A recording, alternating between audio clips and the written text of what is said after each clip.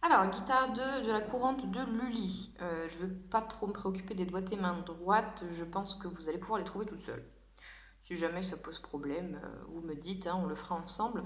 Mais globalement, si vous vous rappelez de toutes les règles qu'on vous a expliquées au cours de votre apprentissage concernant les doigtés main droite en guitare, vous ne devriez pas avoir trop de problèmes. Bon, on va commencer depuis le début. Voilà, ça va être très très rapide.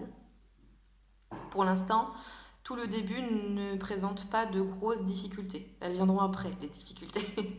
Mais pour l'instant, tout va bien. Donc je commence avec je suis en première position. Donc là, il n'y a pas d'anacouse, hein. Vous commencez directement sur le premier temps de la première mesure. Donc, mi à vide, enfin mi deuxième doigt, mi à vide, mi, ré, si, ré dièse, mi, sol, la, si, si, si. D'accord? Il y a juste ici, mi au pouce, sol, index, la majeur, si annulaire, si, si. Voilà. Mon mi est déjà posé, donc il est là, tout va bien. Donc mi, sol, si. Et là, on va corriger une petite chose. Sur la partition, il est écrit que le La va être troisième doigt ici et qu'on changera ensuite en deuxième position. Mais on va plutôt changer directement en deuxième position où le La sera donc premier doigt. Donc je vous montre. Mi, sol, si. Je change La, premier doigt. Donc vous corrigez sur votre partition avec un petit crayon.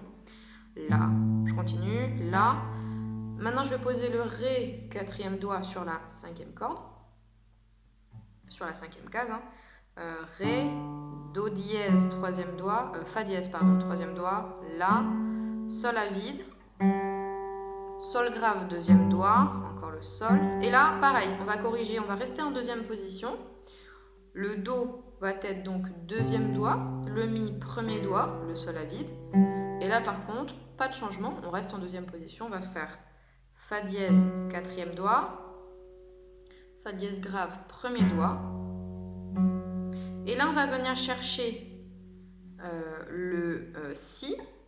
On va ramener en fait la main tranquillement. Vous voyez, je vais laisser poser que 1 et 4.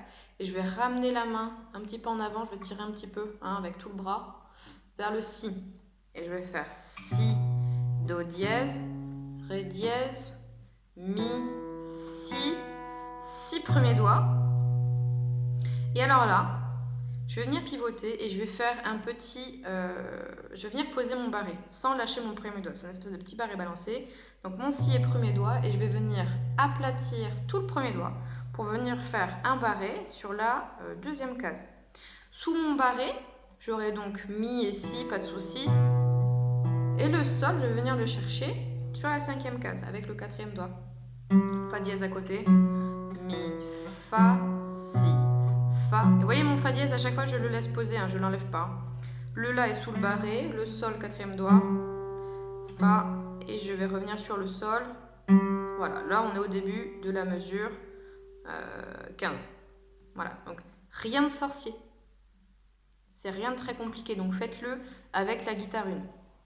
Si vous en avez le courage, ce que je peux vous conseiller de faire, c'est d'enregistrer la partie 2, la guitare 2, une fois que vous commencez à bien la connaître, et ensuite entraînez-vous à jouer par-dessus votre enregistrement de la guitare 2. Vous vous entraînez à jouer la guitare 1, d'accord? Sachant que pour les enregistrements, on va essayer de répartir, hein. Il y en a qui joueront la guitare 2, il y en a qui joueront la guitare 1. Ok? Je refais un coup depuis le début, et puis ce sera terminé.